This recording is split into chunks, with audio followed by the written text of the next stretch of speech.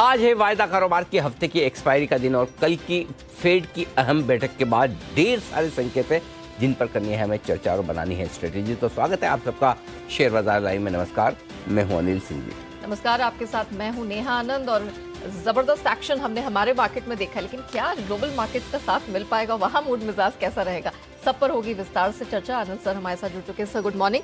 सब पर मेरे पास ढेरों सवाल हैं, लेकिन पहले सर आज के महत्वपूर्ण ट्रिगर्स। बिल्कुल, बहुत कुछ एक्शन होता हुआ दिख रहा है, खासतौर से ग्लोबल फ्रंट पर, और उसी से करते हैं शुरुआत। अमेरिका में कल देर रात फेड की बैठक हुई और 15 साल की ऊंचाइयों पर पहुंच चुकी है अमेरिका की ब्याज दरें 4.5% पर। उतार चढ़ाव के बीच डाउ 150 अंक नीचे बंद होता हुआ दिखा है। कच्चा तेल रिकवरी के मूड में और रिकवरी भी शार्प होती हुई दिख रही है। अब $82 के आसपास कच्चे तेल के दाम पहुंचते हुए दिख रहे हैं, लेकिन डॉलर इंडेक्स 103 के आसपास 104 के नीचे नजर आ रहा है। ये फेड की मीटिंग के बाद थोड़ा ढीला है। IRCTC में सरकार अपना हिस्सा बेचना चाहती है। स्टॉक कल बड़े भरपूर एक्शन में था। 5% हिस्सा बेचने की योजना सरकार की है। आज रिटेल के लिए ऑफर फॉर सेल कल खुलेगा। इन सब ट्रिगर्स के बीच में इतने ज्यादा ट्रिगर्स होने की वजह से एक ट्रिगर मिस हो गया। कौन सा? फाइनल अर्जेंटीना और फ्रांस के बीच में, जिसकी हमें उम्मीद थी। और ये एक ऐसा फाइनल है जो आप देखना चाहते हैं और इन दोनों टीमों के साथ ही देखना चाहते हैं। मतलब दो बेस्ट टीम्स जो है दुनिया की, वो फाइनल में पहुंची और दोनों ने सेमीफाइनल में बड़ी कन्विंसिंग जीत हासिल की है। क्रोएशिया जैसी मजबूत टीम को अर्जेंटीना ने 3-0 से हराया और मोरक्को का डिफेंस जो पेनल्टी को छोड़ दे तो पूरे टूर्नामेंट में मोरक्को ने सिर्फ एक गोल खाया है। और इतना मजबूत गोल कीपर उनका है, जिसके बावजूद 2 गोल फ्रांस ने कल किए हैं। तो दोनों ही स्टार से भरी हुई टीम, बिल्कुल जबरदस्त टीम। एक वो स्टार है मेसी जो अपना शायद वर्ल्ड कप का आखिरी मैच खेलेंगे और हाँ शायद क्या पक्का ही खेलेंगे। और दूसरे वो स्टार हैं जो आने वाले कई वर्ल्ड कप के लिए स्टार बनने वाले हैं, एम्बापे। तो इन दोनों के बीच का मुकाबला सुपर संडे, बिल्कुल सुपर संडे तो रहने वाला है मेरे ख्याल से। हाँ संडे है। हाँ तो संडे ही वो फाइनल मैच होने वाला है। लेकिन आज टेरिफिक ट्यूसडे शो कैसे करेंगे? संडे को जल्दी वाला है, जहाँ तक मुझे ख्याल है। अच्छा। संडे को थोड़ा जल्दी वाला मैच है, 8:30 बजे वाला। तो ठीक है, जो भी हो हम पहुंच जाएंगे। हाँ, और दीप को मैंने कल और आज रेस्ट भी इसलिए दिया हुआ है। दीप का गला खराब है और लगातार मुझे भी खांसी हो रही, तो हमने कहा 2 में से 1 तो बचना चाहिए, बचे रहना चाहिए। तो है Deep, he is very much in office. लोगों को ऐसा नहीं लगे कि शादी की छुट्टी ले ली है कल के लिंक के बाद। हाँ तो इसलिए दोनों का गला एक साथ खराब हो वो हम अफोर्ड नहीं कर सकते। तो इसलिए आज हमारा ज़्यादा मेहनत करने के मूड में आज ढेर सारे शो दिन भर आपने तो सिर्फ और सिर्फ नेहा लेकिन सर ये क्या किया पवेल साहब ने? ठंडा ठंडा पानी डाल दिया है। ना ठंडा पानी क्यों, ऐसा क्यों कह रही है आप? नहीं मतलब ब्याज दरें तो वैसे ही बढ़ाई जैसे हमें एक्सपेक्टेशन थी, लेकिन पावेल साहब ने वो सब कुछ कहा जितना खराब वो कह सकते थे। आपने ठंडा पानी बहुत, मतलब पावेल साहब के प्रति मतलब कोमलता दिखाते हुए इन शब्दों का इस्तेमाल किया। मतलब जितना गंदा बोल सकते थे कल पावेल साहब ने बोला। अच्छा पहले समझा दूं किया क्या है। 0.5% ब्याज दरें बढ़ाई है, बिल्कुल ठीक उसी तरह से जैसा अनुमान था। इस बार की प्रेस कॉन्फ्रेंस में किसी ने कुछ उनसे खराब सवाल भी नहीं पूछा, क्योंकि पिछली बार पूछा तो बड़े भड़क गए थे वो, है ना। तो सबको समझ में आ गया कि इनको भड़का के फायदा नहीं है, कुछ पूछना ही नहीं। लेकिन उसके बावजूद पावेल साहब वो सब कुछ बोल गए जो हम अमेरिका के बाजार, अमेरिका की इकोनॉमी वाले सारे लोग सुनना नहीं चाहते। क्या क्या खराब बोला सुन लीजिए। उनका ये कहना है कोर इन्फ्लेशन अभी भी हमें कंफर्टेबल नहीं है कि ये काबू में आ गया है, पहला। और दूसरा, वापस से बढ़ सकता है, अभी भी बढ़ने की रिस्क है। यानी कि जो हम इतना डांस कर रहे थे कि 7.1 पर ये आ गया अमेरिका का वो CPI और कोर इन्फ्लेशन 0.1 आया है, ये तो बहुत अच्छी बात है। तो पावेल साहब को ऐसी कोई उसमें अच्छा दिख नहीं रहा, पहली चीज। दूसरी चीज, नवंबर में जो उनकी पॉलिसी का स्टैंस था कि हम सावधान हैं, अभी भी हॉकिश हैं, उसमें कोई बदलाव उन्होंने नहीं किया। जो नवंबर की लैंग्वेज है वही अभी की लैंग्वेज है। तो नवंबर के बाद भले ही कच्चा तेल कितना भी गिरा हो, करेक्ट, उनको ज़्यादा फर्क नहीं पड़ता। भले ही कमोडिटीज के दाम कितने ही गिरे हो, उनको फर्क नहीं पड़ता। तो मतलब कोई भी कमोडिटीज जितनी गिरी, कुछ भी हुई है, तो उनको फर्क नहीं पड़ता। उनको लगता है कि एनर्जी प्राइसेस को लेकर, घर के दामों को लेकर, उससे जुड़ा हुआ जो उनका कोर इन्फ्लेशन अमेरिका का है वो अभी भी रहेगा, तो उसको लेकर अभी भी आशंकित है। तीसरी बात जो इम्पोर्टेंट है, आगे क्या। एग्जैक्टली। तो एक चीज उन्होंने बेहद साफ कर दी कि 2023 में तो भूल जाओ कि आपकी ब्याज दरें घटेगी, बिल्कुल भूल जाओ, मतलब दिमाग में मत लाना, 2024 में सोचूंगा, मैं सोचूंगा। हाँ। और ये सिर्फ वो नहीं कह रहे हैं, सारे लोग कह रहे हैं, उनकी फेड की मीटिंग वाले। FMC क्या हुआ, पहले उन्होंने कहा था कि 4.25-4.5% के आसपास अगर हमारी ब्याज दरों की बढ़ोतरी खत्म हो जाएगी, ये बाजार मानकर चल रहा था, राइट। सो अब कल की 0.5% की बढ़ोतरी के बाद अब आप 4.5% पर पहुंच गए। अब टर्मिनल रेट का मतलब ये होता है कि जहां पर जाकर ब्याज दरें बढ़ाना रोक देंगे उसको टर्मिनल, वो कहते हैं बस टर्मिनल, जहां बस आके रुक गई वही टर्मिनल ना, फाइनल स्टॉप। तो ये टर्मिनल रेट का मतलब ये कि जहां ब्याज दरें बढ़ना रुकेंगी। अब उसका अनुमान बढ़ाकर 5.1% कर दिया, यानी वो भी बढ़ा दिया, यानी कि यहाँ से अभी भी 60 बेसिस पॉइंट 0.6% की गुंजाइश है, करेक्ट। और उसमें भी देखिए मजे की बात, कई सारे उनमें से ये बोल रहे हैं जरूरी नहीं कि 5.1% ही हो, उनके जो नीचे के चेले हैं जो मीटिंग में साथ में बैठते हैं चाय समोसे के लिए, तो वो बोले अभी भी उससे भी ज्यादा हो सकता है। तो मतलब और कुछ बचा है जो आप नहीं बोल सकते, मतलब जो दिल में रह गया एक ही साथ बोल देते, छड़ी लेके बैठे। हाँ, इसका मतलब एक क्लियर कट है, फरवरी में ब्याज दरें बढ़ने वाली। हालांकि उन्होंने कहा डेटा तो हम देखेंगे लेकिन बढ़ाएंगे पक्का, एक तरह से उन्होंने साफ साफ कह दिया अगली पॉलिसी जो फरवरी में आएगी उसमें ब्याज दरें बढ़नी ही बढ़नी है। देखो कोई भी सेंट्रल बैंक 3 काम करता है, एक तो ब्याज दरों का डिसीजन, दूसरा इन्फ्लेशन पर भाषण जो उन्होंने खराब दिया, ब्याज दरें बढ़ा दी आगे और बढ़ाएंगे, तीसरा काम होता है उनका ग्रोथ का। तो जीडीपी ग्रोथ का अनुमान उनका पहला था 1.2% अगले साल के लिए, 2023 के लिए है, अगले साल के लिए कितना 1.2%। कब दिया था? ये सितंबर में, अभी जो 2 महीने पहले गया सितंबर, कल कितना दिया? 0.5%, मतलब वो भी घटा दिया। अब बोलो इससे ज्यादा क्या पावेल साहब कर सकते? मतलब जितना खराब बोल सकते सब बोला उन्होंने, कोई चीज नहीं छोड़ी, कोई चीज नहीं छोड़ी कि मतलब जो खराब उनको बोलना चाहिए जो नहीं बोला हो।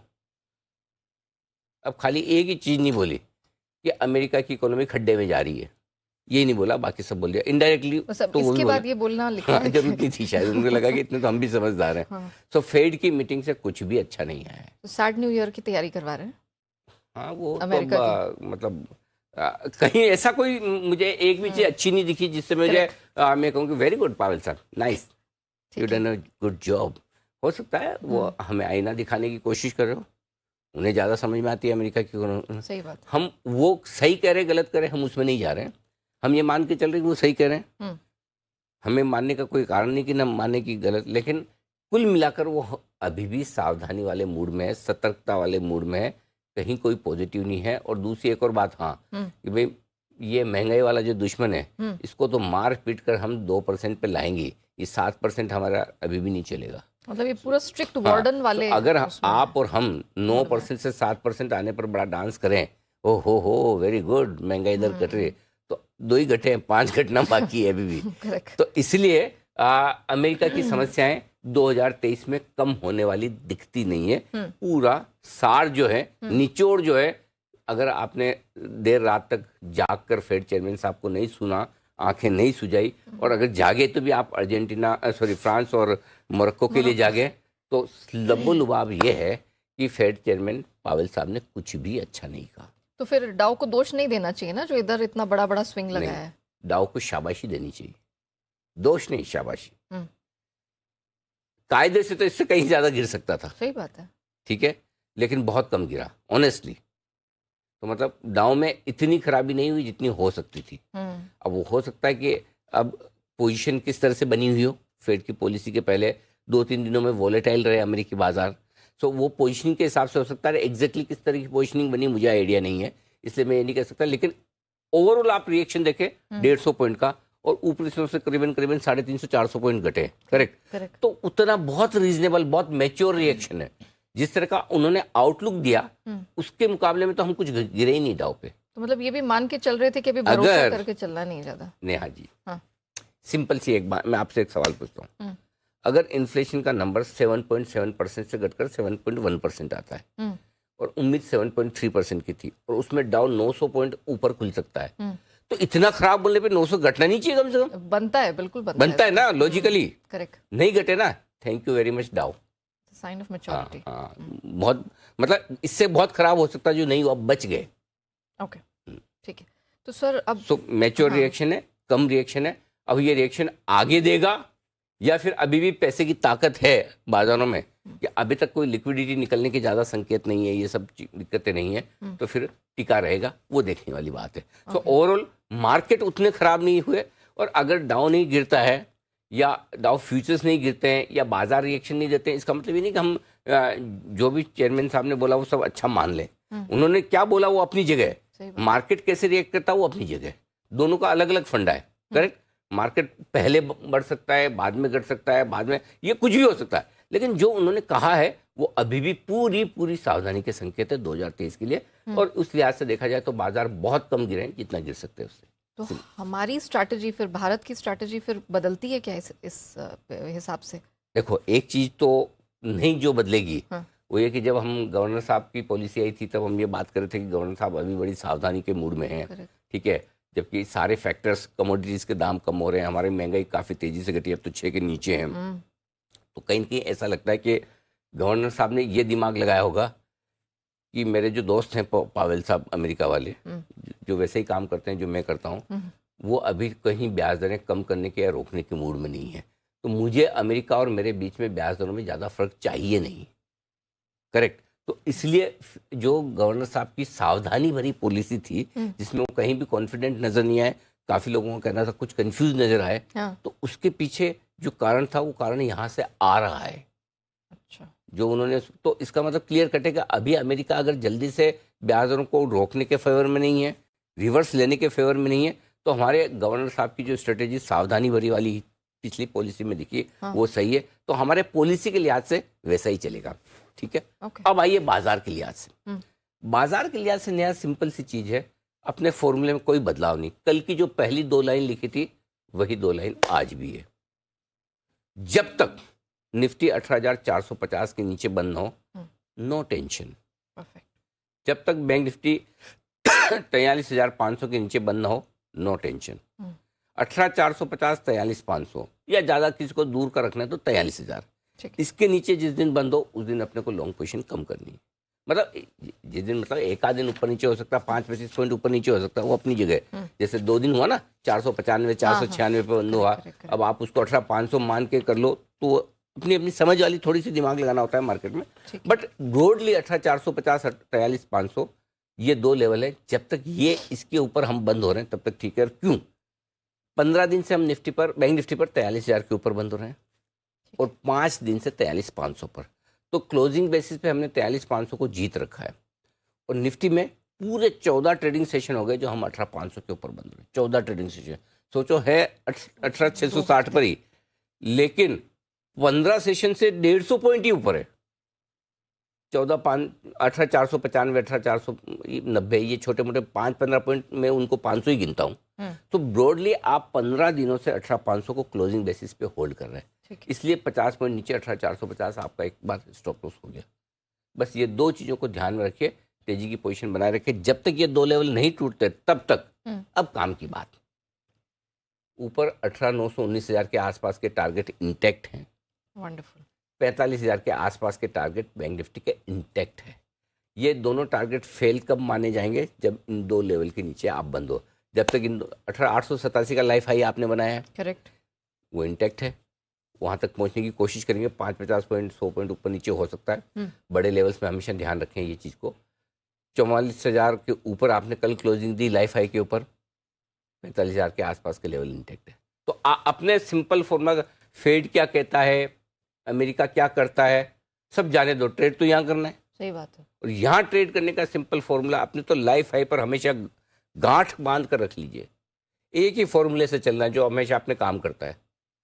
खड्डा कहाँ है, कहाँ स्टॉप लॉस लगाना है, किसके नीचे जाने पर मुंह फुलाना है, किसके नीचे जाने पर नाराज हो जाना है, किसके नीचे जाने पर गुस्सा करके सब बेच देना है ना। ये इमोशन ही तो काम आते हैं, मार्केट तो इमोशन से चलता है। तो इसलिए अपने पहली चीज जहाँ ध्यान रखनी, ये 2 लेवल है, इसके नीचे जब बंद होना शुरू होगा, 1-2 दिन आप देख लो पक्के तौर पर। Thank you. तब तक कोई टेंशन नहीं। ठीक है सर, ग्लोबल क्यूज डिस्कस कर लें अभी? बिल्कुल, आप बोलो। तो सर ग्लोबल क्यूज के साथ शुरुआत कर लेते हैं, बताइए कैसे ग्लोबल क्यूज आज की वैसे तो नेगेटिव ही है, जाहिर सी बात है। Of course. हाँ, एक चीज और, आज वीकली एक्सपायरी का भी दिन है। अरे हाँ, वीकली एक्सपायरी, तो वीकली एक्सपायरी के दिन कुछ डेटा इंपॉर्टेंट होंगे जो मैं आगे आपको बताऊंगा अभी। चलेगा। फिलहाल आज के संकेतों से शुरू कर रहे हैं। Global negative, FI neutral, DI positive, FNO neutral, sentiment और ट्रेंड पॉजिटिव। तो अभी भी हमारे 3 पॉजिटिव हैं, 2 न्यूट्रल, 1 नेगेटिव। नेगेटिव साइड पर संकेत कम है। एक ही है? एक ही है बस। 1 2 3, 1 न्यूट्रल, 2 1 नेगेटिव, 2 न्यूट्रल, 3 पॉजिटिव। ज्यादातर पॉजिटिव साइड पर है। सो बायस पॉजिटिविटी। अब आइए आज का सपोर्ट जोन 18,550, 18,600, इसको 18,610 कर दीजिए। 18,550, 18,610 ये आज की पहली सपोर्ट रेंज है निफ्टी पर, जिस पर आपको करना है फोकस। 18,550, 18,610। इसके नीचे अगर गए संभावना कम है।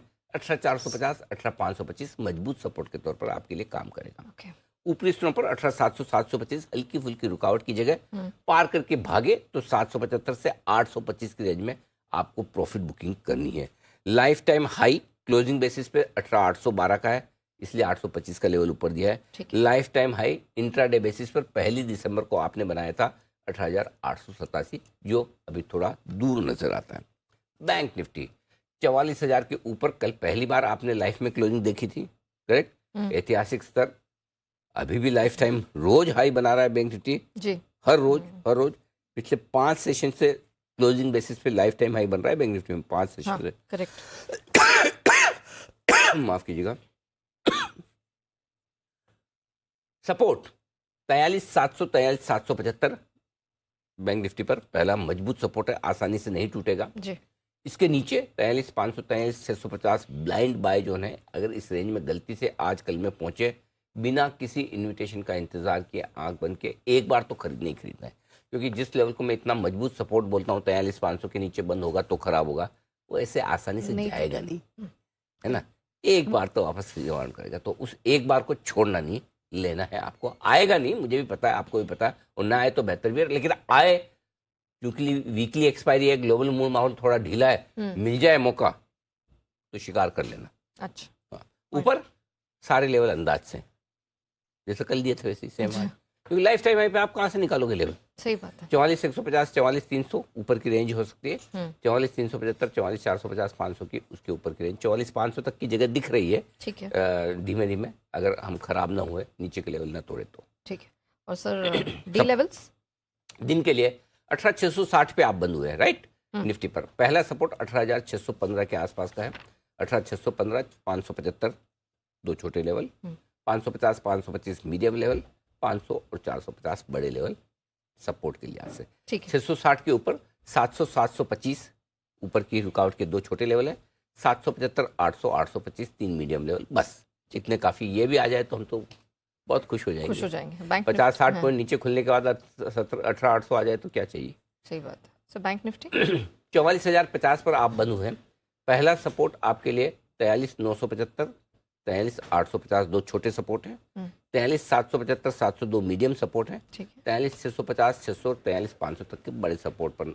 और ये लेवल बहुत बढ़िया, क्रिस्टल क्लियर, मजबूत, एकदम परफेक्ट निकल कर आए। इन लेवल में कोई छेड़छाड़ करने की जरूरत ही नहीं है, बिल्कुल वैसे बहुत ही बढ़िया। ठीक है, खाली लास्ट वाला 43,515 होता है, मैंने 43,500 लिखा है। ठीक है, बहुत बढ़िया लेवल है। ऊपर की तरफ के लेवल सारे अंदाज के हैं, एक्सेप्ट 44,150 जो कल का हाई है। ये पहला लेवल है। उसके बाद 44,300, 375, 450, 500 जो आपकी मर्जी है रख लीजिए। 500 तक का रास्ता है। ठीक है सर। बीच में कहीं कहीं रुकेंगे, कहाँ रुकेंगे पता नहीं। ठीक है। एफआईआई की इंडेक्स लॉन्ग पोजीशन आपकी 61 से 59% हल्की सी घटी है, कोई दिक्कत वाली बात नहीं। पोर्टफोलियो रेशियो कंफर्टेबल है दोनों ही। बैंक निफ्टी का कल हायर साइड पर था, हल्का हो गया, 41 से 120 हो गया, वेरी गुड। विक्स बदल ही नहीं रहा, जिसको वोलेटाइल होना वो इंडेक्स ही वोलेटाइल नहीं हो रहा है। सबसे स्टेबल वोलेटिलिटी इंडेक्स है, वाह क्या बात है। वो कहते हैं वो कहावत है ना, constant change is only constant in life. वैसे ही बिल्कुल volatility index is most constant index as of now, so far now. Existing long position sir 18,500, 18,450 या 18,500 जो भी रख ले, आपकी मर्जी है। बेसिकली जो थोड़ा लंबा सोच रहे हैं वो 18,450 रखें, जो प्योरली दिन का सोच रहे हैं 18,500 के आसपास का आपका इंट्राडे और क्लोजिंग स्टॉप लॉस है। बैंक निफ्टी का इंट्राडे स्टॉप लॉस 43,700 है, क्लोजिंग स्टॉप लॉस 43,500 है। जिनको छोटा लगाना है दोनों ही 43,700 कर सकते हैं, वैसे 43,500 ज़्यादा ठीक है ताकि ट्रिगर ना हो। शॉर्ट साइड पर वैसे तो आप शॉर्ट होने नहीं चाहिए बैंक निफ्टी में, लेकिन निफ्टी में हो सकता है 18,725 ये आपका फाइनल स्टॉप लॉस है इंट्राडे और क्लोजिंग दोनों बेसिस पर। कल भी यही दिया था, आपका ट्रिगर नहीं हुआ, 700 से घूम गया, आज भी यही रखिए। बैंक निफ्टी का आपका स्टॉप लॉस कल ट्रिगर हो चुका है, वापस बार बार मत पूछिए, फिर भी रखना है। आज अब फाइनल स्टॉप लॉस 44,150 है, इंट्राडे भी और क्लोजिंग भी। नहीं लगाएं तो आपकी मर्जी। ठीक है, नई पोजीशन पिछले हफ्ते से नेहा जी लास्ट आज के थर्सडे हो गया, लास्ट ट्यूसडे आपके पास साथ शो किया था, तब से ट्यूसडे से हम एक ही चीज़ बोले थे जब रिवर्सल आया कि शॉर्ट मत करना प्लीज। लॉन्ग करो मत करो आपकी मर्जी है, बैंक निफ्टी शॉर्ट मत करो। करेक्ट, आप देख लो कहाँ से कहाँ पहुँच गए। बिल्कुल, तो इसलिए ये स्टॉप लॉस जरूर फॉलो करें। बिल्कुल। नई पोजीशन सर खरीदना है निफ्टी अगर 18,500 575 की रेंज में आज मिले तो एक चांस ले लीजिए खरीदने का। स्टॉप लॉस 18,400 पर आप लगाएं तो बेहतर होगा। टारगेट जो बनेंगे 18,600 625 दो छोटे टारगेट, 650 700 दो मीडियम टारगेट और 725 तक के फाइनल टारगेट के लिए काफ़ी है अगर ये आ जाए तो। ठीक है सर। जो लोग बेचना चाहते हैं जरूर शौक फरमाएं। 18,700 से 18,800 के रेंज में टुकड़ों टुकड़ों में धीरे धीरे थोड़ा थोड़ा बेचते रहिए हर एक लेवल पर। 18,900 का स्टॉप लॉस लगाकर बेचना है, थोड़ा दूर का स्टॉप लॉस है। टारगेट जो बनेंगे 18,660 और 18,615 के दो छोटे टारगेट, 18,575 और 18,550 के दो मीडियम टारगेट, 500 और 525 तक के फाइनल टारगेट के लिए बिकवाली करनी है आपको निफ्टी में। Okay, bank Nifty sir position वो भी खरीदिए अगर 43,650 और 43,775 ये मेरी फेवरेट रेंज है, एकदम फेवरेट रेंज। अगर इस रेंज में आए 775 पे पहला लेना है, 700 पे दूसरा लोट लेना है, 650 पे तीसरा लोट लेना है, लेना ही लेना है। इजी टू रिमेंबर आल्सो 650 700 775 हाँ लेना ही लेना है। ठीक है, नीचे स्टॉप लॉस 500 का लगाना है। ठीक है, टारगेट 43,850 43,950 दो छोटे टारगेट, 44,000 44,050 दो मीडियम टारगेट और 44,150 जो लाइफ आई है वो फाइनल टारगेट। अब वहाँ आएगा कि नहीं आएगा पता नहीं, तो कल वाले ही फॉर्मूला लगाएंगे। एग्रेसिव ट्रेडर्स के लिए स्ट्रेटेजी 43,700 के स्टॉप लॉस के साथ खरीदने की है। ये स्ट्रिक्ट स्टॉप लॉस होगा, ये ट्रिगर हो जाए तो थैंक यू कर देना। ऊपर का टारगेट जो बनेगा 44,150 44,425 225 375 450 हर 75 पॉइंट का अंदाज से दिया। देखो ऑनेस्टली 150 के ऊपर कोई लेवल है नहीं, 500 तक की जगह है, बीच में कहाँ रुकेगा ना मुझे पता है ना आपको पता है, जहाँ रुक जाए वहाँ देख लेना। ये और कोई महारथी जो सेल करने की सोच रहे हैं? हाँ सोच सकते हैं, सोचने में कल भी हमने बोला सोचने में ऐसा कोई हर्ज नहीं है। करो जो करना है करो, मतलब अपनी भावनाओं को रोको मत, लेकिन डिसिप्लिन के साथ। ऑफ कोर्स तो बेचना चाहते हैं बेचिए ना, कौन मना करता है बेचने के लिए, कोई मना नहीं करता। बेचेंगे नहीं लोग तो खरीद कैसे पाएंगे, लेकिन डिसिप्लिन रखिए, स्टॉप लॉस जरूर रखिए। 44,500 के आसपास बेचिए, 44,600 का स्टॉप लॉस रखिए, 44,000 के आसपास जब आए वापस काट लीजिए। वो 44,150 पे काटो, 44,050 पे काटो, कहाँ काटो, वो जब लेवल बन जाएंगे देख लीजिएगा। तो अगर बेचना चाहते हैं, आज तो लगता नहीं कि 44,500 की तैयारी होगी, क्योंकि जिस हिसाब से थोड़ा मूड माहौल ढीला है, तो बढ़े ना बढ़े लेट्स सी। अगर बढ़ जाए 44,500 आ जाए तो आज देना चाहिए। ठीक है, और स्पेशली आखिरी आधे पौन घंटे में अगर बैंक निफ्टी जोर से बढ़े और 44,500 तो जरूर बेचना चाहिए कल के लिए। ठीक है, इसका रीजन है आज अगर सेकंड हाफ में बढ़ेगा तो 2 बजे से बढ़ सकता है, या तो डाउ फीचर्स अच्छा हो जाए या वीकली एक्सपायरी के दिन जोर से शॉर्ट कवरिंग आ जाए। वीकली एक्सपायरी का बेनिफिट ऑफ डाउट तो देना तो उसमें देना चाहिए। कल थोड़ी वीकली एक्सपायरी, रोज थोड़ी होती है हफ्ते। तो आप किस दिन किस समय पर किस लेवल पर बेच रहे हैं, यही तो समझने का गेम तो यही है। तो उस समय देखेंगे तो 3-2 बजे बाद तो वापस अपन साथ में ही है। मेरा तो गला ठीक ही है, कोई टेंशन वाली बात नहीं। ये एक अंडरलाइंग फैक्टर है, इसको याद रखेंगे। और देखो आप कल से आज मुझे खांसी भी कम चल रही है, अभी तक तो टचवुड ठीक है मामला, बाद में देखो क्या होता है।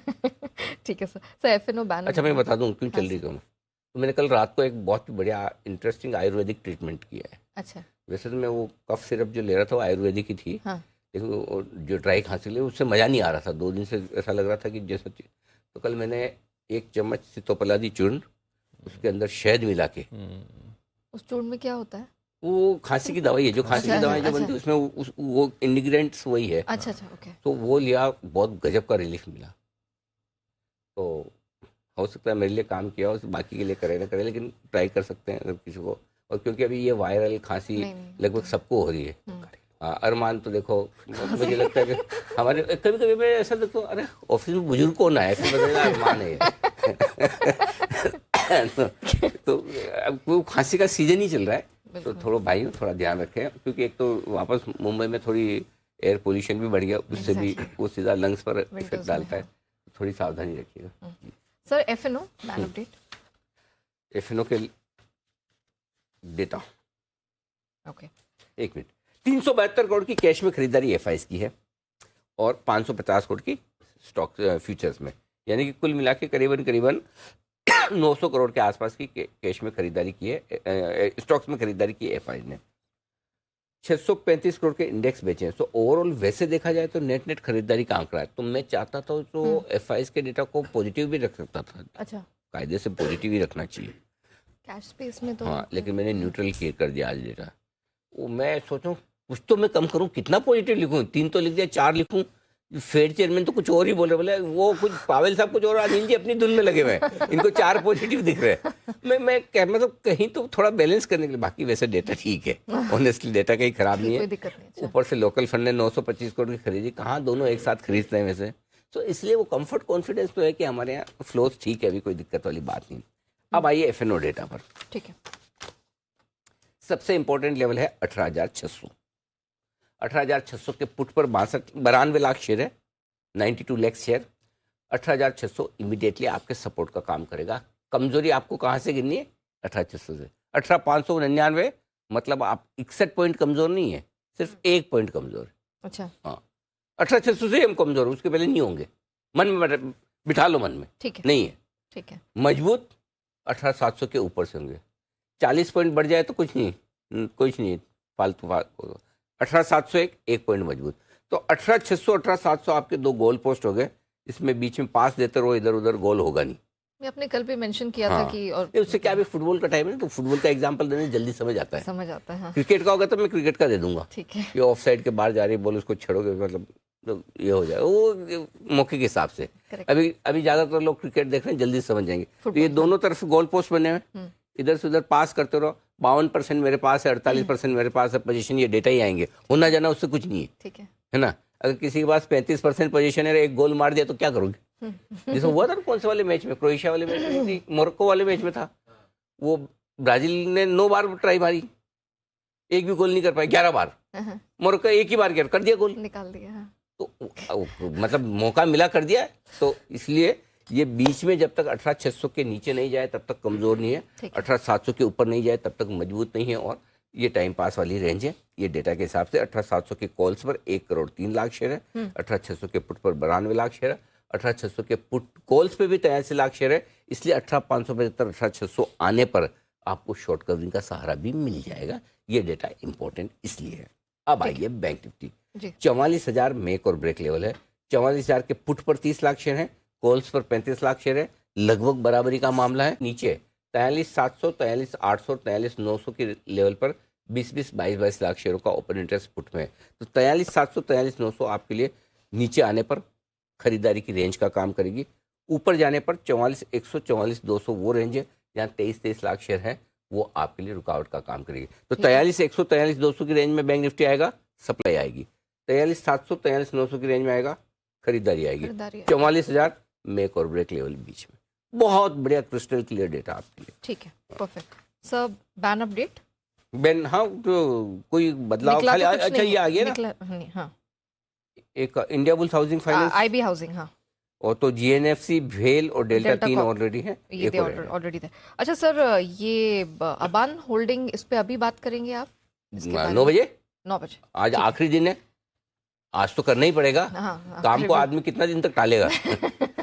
मतलब वो दर्शक ट्रोल नहीं कर रहे हैं, नहीं बोल रहे, इसका मतलब ये थोड़ी कि राय नहीं दी जाए। बिल्कुल बिल्कुल नहीं भाइयों, इस आईपीओ के बारे में बहुत पढ़ना पड़ा है जी, और इस आईपीओ पे 9 बजे आप ओपिनियन सुनेगा, मजा आएगा, आनंद आएगा आपको। ओके, हाँ, बहुत मतलब 8 पेज की रिपोर्ट पढ़ी है पूरी। हाँ, और बन सकती थी, हमने 8 पेज पे रोक दी। ये एफओएमसी और फुटबॉल के बीच में। हाँ, सो अब आप 9 बजे अबांस होल्डिंग, आज आखिरी दिन भी है, पैसा लगाना नहीं लगाना वो आज ही डिसाइड करना पड़ेगा। वैसे भी आजकल ज़्यादातर लोग सब आखिरी दिन ही लगाते हैं, अब सारा हो गया, डिजिटल हो गया। तो ज़्यादा वो एप्लीकेशन का वो झंझट रहा नहीं। तो आज इंपॉर्टेंट दिन है, 9 बजे आपको बताएंगे। चलिए, तो उसका रहेगा इंतजार। लेकिन मीनवाइल मौजूदा ट्रिगर्स किस प्रकार के, स्टॉक्स इन न्यूज की लिस्ट क्या कहती है, पूरी रिसर्च लेकर हमारी टीम जुड़ चुकी है। हमारे साथ स्टूडियो में है कुशल, नुपुर, अरमान और एज यूजुअल आशीष को हमने बाहर छोड़ रखा है, वहां से हम उनसे ब्रोकरेज रिपोर्ट लेंगे। But good morning to you Ashish as well. तो चलिए शुरुआत करते हैं पहले कुशल के साथ। कुशल, बताइए महत्वपूर्ण ट्रिगर्स। मॉर्निंग नेहा, ट्रिगर्स के लिहाज से आपको यहाँ पर फोकस रखना है। Remission of duties and taxes on exported product scheme में 3 नई इंडस्ट्रीज, इसमें आयरन एंड स्टील, केमिकल्स और फार्मास्यूटिकल्स आज से शामिल होती हुई नजर आएंगी। साथ ही IGI, Indira Gandhi international airport के जो सीईओ हैं, उनको बुलाया गया है पार्लियामेंट्री पैनल के सामने कंजेशन इश्यूज को डिस्कस करने के लिए, जो कि एक बड़ा फैक्टर अब बनता हुआ नजर आ रहा है पिछले एक हफ्ते से। पीवीआर आइनॉक्स लेजर के मर्जर पर एनसीएलटी अंतिम फैसला लेती हुई नजर आएगी। साथ ही ई क्लर्क सर्विसेज, यहां पर बायबैक की जो फाइनल टर्म्स एंड कंडीशंस हैं उस पर बोर्ड बैठक पर विचार किया जाएगा। हिम्मत सिंह का सीड पूंजी जुटाने पर बोर्ड बैठक होने वाली है। आईपीओ के लिहाज से अबांस होल्डिंग का आईपीओ आज बंद होगा, इस पर हम विशेष चर्चा करेंगे 9 बजे। साथ ही लैंडमार्क कार्स, इसका आईपीओ भी आज बंद होता हुआ दिखेगा। इनफैक्ट एक्स डेट है आरसीएफ के डिविडेंड की, और पीटीसी इंडिया जो फाइनल डिविडेंड इन्होंने भी दिया था, इसकी भी आज एक्स डेट एडजस्टमेंट्स होंगी। इनफैक्ट आईपीओ अपडेट में 16 वाइनयार्ड्स, इसका फाइनल अपडेट आ चुका है। 2.3 टाइम्स सब्सक्राइब हुआ है। रिटेल निवेशकों पार्टिसिपेशन 1.6 टाइम्स हुआ है। और अबांस होल्डिंग D3 अपडेट यहाँ पर इनफैक्ट यहाँ पर है 46% सब्सक्राइब हुआ है ये। साथ ही रिटेल कैटेगरी में 32% यहाँ पर सब्सक्रिप्शन देखने को मिला। लैंडमार्क कार्स, इसका डे 2 अपडेट है। 39% ओवरऑल सब्सक्रिप्शन अभी तक हुआ है। रिटेल कैटेगरी का पार्टिसिपेशन 36% है, यानी कि अबांस होल्डिंग और लैंडमार्क कार्स दोनों अभी भी अंडर सब्सक्राइब्ड है, यानी कि पूरे के पूरे नहीं भरे हैं। चलिए, तो ये तो थे महत्वपूर्ण ट्रिगर्स कुशल की तरफ से। नुपुर, मॉर्निंग, अब आपकी बारी आती है। बताइए खबरों के दम पर कहाँ एक्शन दिखेगा। Good morning. सबसे पहले ओएफएस की खबर आई है आईआरसीटीसी पे, जहाँ पे सरकार आईआरसीटीसी में ओएफएस के थ्रू 5% अपनी हिस्सेदारी बेच सकती है। फ्लोर प्राइस देखे तो 680 का है, मौजूदा भाव से 7.5% के डिस्काउंट पर है। आज नॉन रिटेल इन्वेस्टर्स के लिए 2.5% ओपन होगा, और कल रिटेल और नॉन रिटेल को अगर एडिशनल मिलता है तो वो ओपन होगा। फिलहाल अगर देखें तो सरकार के पास कंपनी में करीबन 67% की हिस्सेदारी है। सफायर फूड्स भी आज फोकस में, क्योंकि कंपनी के जो शेयर्स है उनको बेचने के लिए प्रमोटर की तरफ से लेटर आ चुका है। प्रमोटर्स में देखें तो सफायर फूड्स, मॉरिशस और सेगिस्टा रियल्टी एडवाइजर शामिल हैं। करीबन 40 लाख शेयर्स बेचने का प्रस्ताव यहां से आया है। पूनावाला फिनकॉर्प, जहां पे सब्सिडरी पूनावाला हाउसिंग में पूरा हिस्सा बेचेगी, 153 का भाव है। करीबन 3,900 करोड़ की ये डील हो सकती है। महिंद्रा सीआई ऑटोमोटिव्स भी आज फोकस में, क्योंकि कंपनी अपनी जर्मन यूनिट को बेचने वाली है। बोर्ड ने खरीदार ढूंढने की जो प्रोसेस है उसे अब शुरू कर दिया है। थर्मैक्स, जहां पे कंपनी को सीटैट से अब राहत मिल चुकी है। Custom exports and service tax जो ट्रिब्यूनल है वहां से उन्हें राहत मिली है, और जो केस था वो करीबन 1380 करोड़ का रिमांड जो नोटिस आया था टैक्स को लेके, एक्साइज को लेके, उस पर अब वहाँ पर नोटिफिकेशन आते दिखे। टाटा मोटर्स पे भी आज खबर है रॉयटर्स की तरफ से कि कंपनी ने एवरेस्ट फ्लीट प्राइवेट लिमिटेड के साथ MOU साइन किया है, जहाँ पर 5000 एक्सप्रेस EV की डिलीवरी के लिए इस MOU को साइन किया। तो बजट इलेक्ट्रिक सेडन कार जो है इंडिया में, उसके लिए ये MOU साइन किया गया है। हिंदुजा ग्लोबल सॉल्यूशंस भी आज फोकस में, क्योंकि 19 तारीख को कंपनी की बोर्ड बैठक है, जहां पर बायबैक पर विचार कर सकता है बोर्ड। ओके, चलिए अरमान, बताइए आपकी स्टॉक्स न्यूज की लिस्ट क्या कहती है। जी बिल्कुल, SBI पर ध्यान रखिएगा, जिन्होंने कॉस्ट ऑफ फंड जो बेस्ड लैंडिंग्स हैं वहाँ पर 25 बेसिस पॉइंट्स दरें जो हैं बढ़ाई हैं। HDFC बैंक की बात करें तो उन्होंने जो कॉस्ट ऑफ डिपॉजिट्स की टर्म्स रेट्स हैं वहाँ पर 40 से 75 बेसिस पॉइंट्स की वृद्धि की है। कोटक महिंद्रा बैंक, जहाँ पे उन्होंने बैंक में फिक्स्ड डिपॉजिट्स दरें जो है वो 7% तक जो है उन्होंने कर दी हैं। JB केमिकल और ग्लेनमार्क फार्मा पर आपको ध्यान रखना होगा, क्योंकि ग्लेनमार्क फार्मा से रेजल फ्रेंचाइजी का कंपनी ने है, JB केमिकल ने अधिग्रहण किया है, और ये लगभग 314 करोड़ में जो है ये अधिग्रहण किया गया है। और ग्लेनमार्क फार्मा का यह कहना है कि उनका जो दूसरा सेगमेंट है वहां पर जो है सब कैटेगरी पे फोकस करने के लिए जो है उन्होंने डिसीजन लिया है। श्रीराम प्रॉपर्टीज, इन्होंने कंपनी की सब्सिडरी ने जो अगर आप बात करेंगे बेंगलुरु में गोल्डन इरा करके उसका अधिग्रहण किया है, और ये जो अधिग्रहण किया है वो लगभग 125 करोड़ में जो है अधिग्रहण किया है। गुलशन पॉली की बात करें, इनको OMCs और नायरा एनर्जी से इथेनॉल सप्लाई के लिए ऑर्डर मिलता हुआ दिखा है। OMCs से देखेंगे तो लगभग 137 करोड़ का ऑर्डर है, और अगर आप नायरा एनर्जी की बात करें तो लगभग 50 करोड़ के आसपास का जो है कंपनी का ऑर्डर मिलता हुआ दिखा है। और अंत में हैं, 2 बल्क डील्स हैं, जिसमें इक्विटास होल्डिंग की बात करें तो उसमें सीडीसी ग्रुप ने लगभग 76 लाख शेयर्स जो कि 2.2% इक्विटी है वो बेची है। उसी के साथ साथ वीआर लॉजिस्टिक की बात करें, वहां पर प्रमोटर्स ने लगभग 5.5% के आसपास जो है हिस्सेदारी घटाई है। उसमें बायर्स हैं, क्वांट म्यूचुअल फंड ने लगभग 0.6% हिस्सेदारी खरीदी है, आईसीसीआई प्रू ने लगभग 0.7% हिस्सेदारी खरीदी है और मंथ में मैक्स लाइफ ने अगर देखेंगे वहां पर उन्होंने 0.8% हिस्सेदारी खरीदी। ओके, चलिए अब बात करते हैं एफआईआर यानी एफआई इन्वेस्टमेंट रिपोर्ट्स की।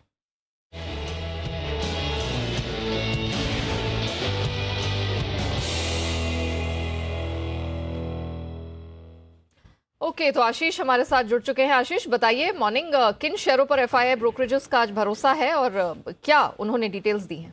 Good morning Neha. देखिए, एलटीआई माइंट्री के साथ शुरुआत करते हैं। सीएलएसए की तरफ से रिपोर्ट आई है और आउट परफॉर्म की रेटिंग के साथ इस नई एंटिटी पर इन्होंने कवरेज की शुरुआत की है। लक्ष्य दिया 4,920 रुपये का, 4,443 की क्लोजिंग है और मान रहे कि मार्केट के लिहाज से अगर आप देखें तो बहुत बड़ी अपॉर्चुनिटी नजर आती है। वैल्यूएशन अच्छी है और फिलहाल इंस्टीट्यूशंस की ओनरशिप भी स्टॉक के अंदर कम है, यानी अपसाइड काफ़ी ज़्यादा देखने को मिल सकती है। भरोसा बना हुआ है एलटीआई माइंट्री पर सीएलएसए का। इसके अलावा अगर आप देखें तो पूरा इंश्योरेंस स्पेस भी आज रडार पर रहेगा, क्योंकि सीएलएसए की तरफ से बड़ी डिटेल्ड रिपोर्ट आई है जहां पर ये कह रहे हैं कि फिलहाल जो रिस्क एंड रिवॉर्ड है काफ़ी हद तक फेवरेबल हो गया है, फंडामेंटल सुधरते जा रहे हैं और वैल्यूएशन भी अगर आप देखें तो सस्ते हैं, तो इन्हें पसंद आ रहा है सबसे ज़्यादा। एसबीआई लाइफ यहाँ पर खरीदारी किराए को बरकरार रखा है और लक्ष्य 50 रुपये से बढ़ाकर 1650 कर दिया है। 1270 की क्लोजिंग, यानी बड़ी अपसाइड यहाँ पर ये देख रहे हैं। एचडीएफसी लाइफ इंश्योरेंस यहाँ पर सीएलएसए देखिए खरीदारी किराए को बरकरार रखे हुए हैं और लक्ष्य 690 से बढ़ाकर 710 कर दिया है। आईसीआईसीआई प्रू पर खरीदारी किराए दिए, लक्ष्य 620 से घटाया है, 600 कर दिया है। हालांकि स्टॉक अगर आप देखें तो 454 पर चल रहा है। मैक्स फाइनेंशियल यहाँ पर सीएलएसए ने खरीदारी किराए को बरकरार रखा है। टारगेट कट किया है 1050 से घटाकर 970, 705 रुपए की क्लोजिंग है। एसआरएफ यहाँ पर भी देखिए सिटी की तरफ से रिपोर्ट आई है, 3125 रुपए का लक्ष्य दिया है, 2400 की क्लोजिंग है और ये मान रहे कि मैनेजमेंट की मीट हुई है। इसके बाद मालूम पड़ रहा है कि लगातार इनका जो केमिकल बिजनेस का पोर्टफोलियो है वो बढ़ता जा रहा है, जिसके ऊपर ये बेट कर रहे हैं और यहाँ पर खरीदारी किराए दे रहे हैं। एसआरएफ पर जेफरीज की भी रिपोर्ट है जहाँ पर होल्ड की रेटिंग को बरकरार रखा है। नेगेटिव रिपोर्ट मानी जाएगी क्योंकि 2400 की क्लोजिंग है और 2200 रुपए का इन्होंने लक्ष्य दिया है। खबरों में आज एनटीपीसी यहाँ पर भी नजर रखेगा। एचएसबीसी की तरफ से रिपोर्ट है, खरीदारी किराए को बरकरार रखा है। 200 के लक्ष्य के लिए पार ग्रेड पर एचएसबीसी होल्ड किराए दे रहे हैं, 200 रुपए का लक्ष्य है, 219 की क्लोजिंग है। टाटा पावर पर एचएसबीसी रिड्यूस की रेटिंग को बरकरार रखें, 223 की क्लोजिंग, 195 रुपए का लक्ष्य। और अंत में जेबी केमिकल्स, यहाँ पर देखिए ग्लेनमार्क फार्मा से एक बिजनेस का अधिग्रहण करने वाले हैं। इसके बाद क्रेडिट स्विस ने आउट परफॉर्म की रेटिंग को बरकरार रखा और मान रहे कि यहाँ पर ग्रोथ अच्छी देखने को मिलेगी। 2024 की क्लोजिंग है, 2300 रुपए का लक्ष्य दिया। ओके, तो ये है आपके लिए सारी की सारी रिपोर्ट्स जिन पर आज रहेगा एक्शन और एक्शन होगा भरपूर।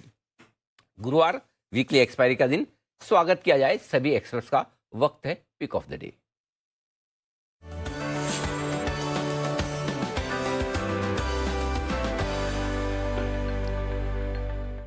सेठी साहब रोज सोचते होंगे मेरा नंबर सबसे लास्ट में आता है, मेरा नंबर सबसे लास्ट में आता है। आज सेठी साहब की टाई भी मुझे पसंद आ रही है, इसलिए सेठी साहब शुरुआत आप ही कीजिए। Good morning Anil ji, good morning Neha. Anil ji, एक चीज कॉमन है, ये टाई जब भी मैं पहनता हूँ आप नोटिस जरूर करते हैं। 2-3 बार इसी टाई के लिए कॉम्प्लीमेंट दिया आपने मुझे। अब हर बार ये मत पहनना शुरू कर देना आप। जी सर बताएं, वाकई में अच्छी लग रही है। अनिल जी, देखिए बाजार में तो आज थोड़े कमजोरी के साथ बाजार खुल रहे हैं, बट मुझे लगता है कल जो यूएस के मार्केट्स ने भी अच्छी रेजिलियंस दिखाई है। अगर आप लास्ट आवर ऑफ ट्रेड को देखेंगे वहां पे, तो जहां फेड की कमेंट्री के बाद एक समय 400 पॉइंट की करीब की गिरावट आ गई थी डाउ जोन्स में, वो फिर रिकवरी करके 100-150 पॉइंट के आसपास की कमजोरी के साथ बंद हुआ और अभी डाउ फ्यूचर्स भी फ्लैट से पॉजिटिव ही है। तो मुझे लगता है अब बाजार में ये जो गिरावट है, बिल्कुल एक खरीदारी करने के मौके ढूंढने चाहिए। We are in a sweet spot, अपने को वैसे कोई दिक्कत नहीं है। बाकी अनिल जी, जो मेरा आज का पिक ऑफ द डे है वो स्टॉक तो वही है जो आज फोकस में रहने वाला है, पूनावाला फिनकॉर्प। इस स्टॉक को मैंने सोमवार को एसपीएल मिड कैप सेगमेंट में भी as a long term pick recommend किया था। मेरा एक पसंदीदा स्टॉक रहा है, जो मैंने पहली बार 170-80 के लेवल पे इसको रिकमेंड किया हुआ है और अभी 302 के आसपास ये कल बंद हुआ है। मुझे लगता है इस स्टॉक में आज एक अच्छी तेजी होनी चाहिए। कल जो खबरें आई कि इन्होंने जो अपना हाउसिंग फाइनेंस का कारोबार है वो 3900 करोड़ के भाव पे बेच रहे हैं, जो कि बाजार की उम्मीदों से बेहतर है। और मुझे लगता है ये स्टॉक, वैसे बाकी बिजनेसेस बहुत अच्छे कर रहे हैं और अच्छी सब तरह से कंपनी अच्छा कर रही है, तो लॉन्ग टर्म पे भी मैं बुलिश हूँ और आज भी मुझे लगता है इस खबर के ऊपर इस स्टॉक में एक अच्छी तेजी बननी चाहिए। तो 320 का टारगेट और 295 का स्टॉप लॉस रखना है। ओके, तो ये है आपके लिए पूना वाला फिनकॉप में खरीदारी करने के लिए, लेकिन ज़्यादा संभावना ये कि आज तो गैप से ही ऊपर खुलने की तैयारी बनेगी, क्योंकि जो डील हुई है 3,900 करोड़ में टीपीजी ग्रुप को अपना ये कारोबार बेचने की, वो वाकई में पॉजिटिव समझी जाएगी। आइए बंसल जी से भी की जाए मुलाकात। बंसल जी, गुड मॉर्निंग, बताएं सर आपका पिक ऑफ द डे। सुप्रभात अनिल जी, सुप्रभात नेहा। देखिए अनिल जी, दिन में तो कई बार मैसेज आ जाता है पीसीआर का कि टाइम शॉर्ट है, तो अभी कोई मैसेज नहीं अनिल जी। पहले तो एक ऑब्जेक्शन अनिल जी मेरा ये है कि मैंने ये ऑब्जर्व करा है कि आशीष चतुर्वेदी जो आपकी टीम के अनिल जी, वो बिजनेस चैनल पे ऐसे आते हैं जैसे खुद की शादी में तैयार होके आ रहे हैं। अभी सुबह मैं उनको ही देख रहा था अनिल जी, मतलब कि बिजनेस चैनल पे अनिल जी बिजनेस की तरह तैयार होके आना चाहिए। शादी करते नहीं अनिल जी, दूसरे लोग दुखी होते हैं इन लोगों को देख के कि ये सिंगल घूम रहे हैं, और रेडी ऐसे होके आते हैं अनिल जी बिजनेस चैनल पे जैसे शादी खुद की शादी हो। तो आप कौन से दुनिया से कम लग रहे हैं? दूसरी ऑब्जेक्शन मेरी ये है, आप देखो, आप खुद एक मिनट, आप खुद गोल्डन शर्ट पहन के आए, एकदम ऐसा लग रहा है मतलब या तो सीधे कोई शादी की पार्टी से आए या जाने की तैयारी में या खुद की करने वाले हो, ऐसा लग रहा है, साफ लग रहा है बिल्कुल। कुणाल जी खुद हाँ कर रहे, देखो कुणाल जी को पूछो। जी कुणाल जी, कुणाल जी म्यूट है, आप अनम्यूट करें। हेलो जी कुणाल जी, लगता है कुणाल जी की आवाज हम तक पहुंच नहीं है फिर। हाँ, तब तक बंसल जी, क्या आप कुछ अपनी सफाई में कहना चाहते हैं, हम फैसला सुना दें? नहीं अनिल जी, मैं तो अनिल जी यहाँ से सीधा डॉक्टर के पास जाना है। मैं I am not well Anil ji, मेरे तो बैक के कितना हो रहा है, बेल्ट वेल्ट पहनी हुई है, और आपके पीसीआर को अनिल जी कैमरा उठा के दिखाया भी है कि 10 बजे थैंक्स कर देना, डॉक्टर पे जाना है, बेल्ट पहनी है। और दूसरा अनिल जी ऑब्जेक्शन ये है कि कुणाल जी का अनिल जी, एक तो अनिल जी बेंगलोर में एक यूनिवर्सिटी है, कॉलेज है, वहां पर ड्रेस है अनिल जी वीक में एक डे। ऐसे ही जोधपुर में अनिल जी कॉलेज है जिससे मैंने पास आउट करा है, बी फार्मा, वहां मंडे को ड्रेस पहनी जाती है। और कुणाल जी अनिल जी हर गुरुवार को, जब से हमने इनकी टाई पे ऑब्जेक्शन लिया आपने, हर गुरुवार ये ड्रेस पहन के आ जाते हैं, तो अनिल जी स्कूल वाली फीलिंग आती है। तो कुणाल जी से अनुरोध है, मतलब कि खजाने में से कपड़े निकालें और बदले, मतलब कि ये कोई स्कूल नहीं है, ये जी बिजनेस का रंगमंच है, उसको यूज करें। स्कूल वाली फीलिंग तो अच्छी है, स्कूल वाली फीलिंग में क्या इशू है? जब बच्चा बड़ा होना चाहता है, बड़े वापस से बच्चा होना चाहता है, क्यों कुणाल जी? वो टाइम अच्छा था। हाँ देखो, ये लो नेहा जी भी कह रही है स्कूल वाली फीलिंग अच्छी है। जी कुणाल जी। देखिए, मुझे बीच में आवाज नहीं आई तो बंसल जी का पूरा आर्गुमेंट मैं सुन नहीं पाया। हाँ। अनिल जी, लेकिन मेरा आर्गुमेंट सुन लीजिए अनिल जी। बंसल जी को आजकल लोगों ने शादी में न्योता देना बंद कर दिया है। उसकी वजह यह है कि कई बार लोगों को गलतफहमी हो जाती है कि दूल्हे तो बंसल जी हैं, तो इसलिए अनिल जी दूल्हे के इंटरेस्ट में लोगों ने इनको बुलाना बंद कर दिया। हाँ, और दूसरा आचरण व्यवहार भी तो देखा जाता है ना। आदमी अगर बार बार बोले I am married to this pattern, I am married to that, ये सब तो उससे वो फर्क तो पड़ते, देखो इमेज तो वैसे ही बनती है। जी बंसल जी, अब बताएं आपकी pick of the day. Anil ji, मेरा पिक ऑफ द डे वही है जो हमने कल दिया था। एनएमडीसी पर खरीदारी की राय है, 119 का स्टॉप लॉस है, 138 का टारगेट है। एनएमडीसी का बेहतरीन टेक्निकल स्ट्रक्चर है, मार्केट की वीकनेस पे नीचे मिले तो लेना चाहिए, बट 119 का स्ट्रिक्ट स्टॉप लॉस को फॉलो करें। 138 की तरफ कूच कर रहा है एनएमडीसी। ओके, एनएमडीसी में खरीदारी करने की राय। मुदित जी बताएं सर आपकी पसंद का शेयर, सॉरी हिमांशु जी बताएं आपकी पसंद का शेयर। सुप्रभात। Good morning to you Anil ji, good morning Neha ji, good morning everyone. Anil ji, मेरी पिक ऑफ द डे रहेगी इंडसइंड बैंक में। यहाँ पर मेरा ऐसा मानना है कि बैंक ने थोड़ा सा अंडर परफॉर्म किया है अभी तक अपने पीयर्स को, निफ्टी बैंक की जिस तरह से परफॉर्मेंस है, और अब यहाँ पर चार्ट सेटअप और डेटा की पोजीशनिंग काफ़ी पॉजिटिव होती हुई नजर आ रही है।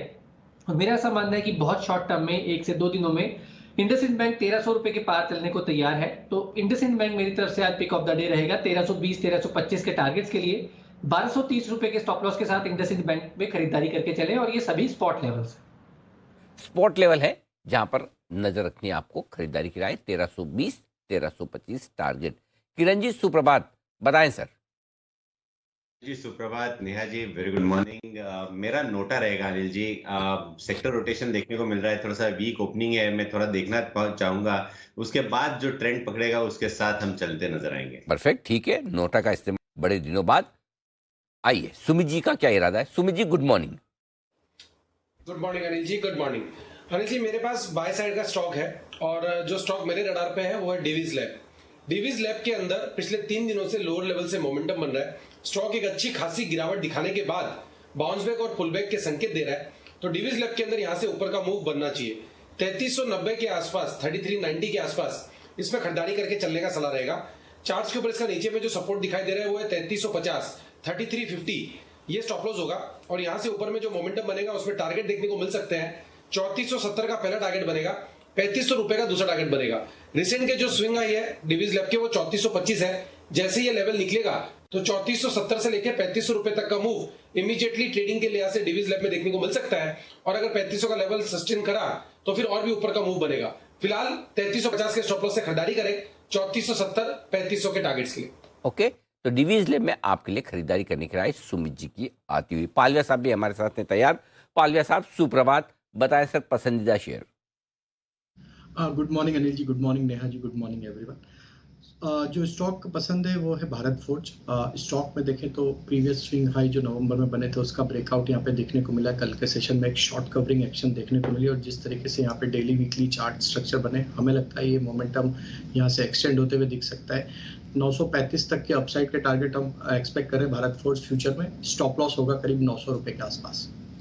ओके, तो ये है आपके लिए भारत फोर्ज पर राय आती हुई। इस वक्त आइए सेठी जी से जान लें उनकी पसंद के कुछ और शेयर। सेठी साहब, आपकी एफएनओ लिस्ट बताइए सर, और कौन से स्टॉक्स हैं सर?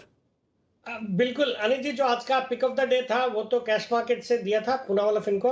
अब 4 स्टॉक्स है फ्यूचर्स सेगमेंट से जिनमें खरीदारी करनी है। तो जो पहला स्टॉक है फ्यूचर्स सेगमेंट से वो भारत फोर्ज जो कॉमन हो गया है राजेश पालविया जी के साथ। स्टॉक में कल एक जबरदस्त तेजी देखने को मिली, मुझे लगता है वो तेजी आज भी कंटिन्यू रहनी चाहिए। फंडामेंटली एक अच्छी क्वालिटी का स्टॉक है और पिछले कुछ दिनों से अच्छी तेजी के ट्रेंड पे चल रहा है। मुझे लगता है इस स्टॉक में खरीदारी करनी चाहिए। आज का इसमें टारगेट है 925 रुपए का, स्टॉप लॉस रखना है 895 रुपए का। जो दूसरा स्टॉक है वो जी एंटरटेनमेंट, जिसमें खरीदारी करने की सलाह है। 262 के लेवल पे कल बंद हुआ है, 270 के टारगेट है और 257 का स्टॉप लॉस। थर्ड स्टॉक है टाटा पावर। मुझे लगता है ये स्टॉक भी अच्छे लेवल्स पे ट्रेड कर रहा है, अपने हाइट से अच्छा खासा पिटा हुआ है। वैसे भी स्टॉक पे लॉन्ग टर्म के लिहाज से मैं बुलिश हूँ और यहाँ पे भी मुझे लगता है आज अगर बाजार में सेंटिमेंट सुधरेंगे तो ये स्टॉक अच्छा करना चाहिए। तो 227 का टारगेट है, 218 का स्टॉप लॉस। और फाइनली मुझे लगता है मेटल स्टॉक्स में जो कल तेजी बनी है वो आज भी कंटिन्यू हो सकती है। एक तो चाइना की रीओपनिंग का थीम भी प्ले आउट होगा और वहां से मैंने आज पिक किया है वेदांता को, जो कि कल 316 पे बंद हुआ है। 322 का टारगेट है और 311 का स्टॉप लॉस। ओके, तो ये है आपके लिए 4 और स्टॉक वायदा कारोबार के सेठी साहब की पसंद के। भारत फोर्ज, जी एंटरटेनमेंट, टाटा पावर और वेदांता, ये 4 स्टॉक।